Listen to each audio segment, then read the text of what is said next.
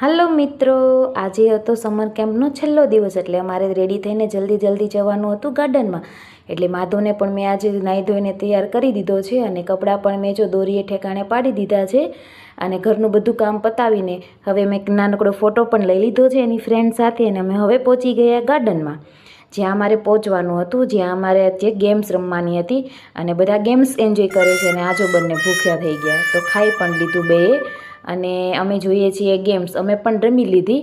અને હવે છે ને અમે અમારો નંબર આવે કે ન આવે, અમે તો ફોટા પણ પાડી લીધા.